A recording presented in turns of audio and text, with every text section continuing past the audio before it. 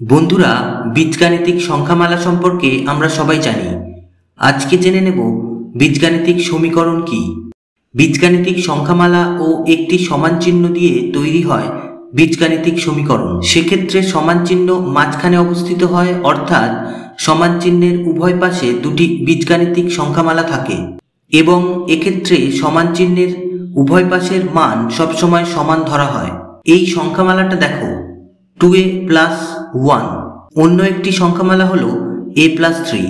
এখন দুটোর মাঝখানে সমান চিহ্ন দেওয়া হলো, তাহলেই তৈরি হয়ে গেল একটি বীজগাণিতিক সমীকরণ। এক্ষেত্রে চলরাশির মান আমাদের অজ্ঞাত। সমীকরণটির সমাধান করলে অজ্ঞাত রাশির মান নির্ণয় করা যাবে।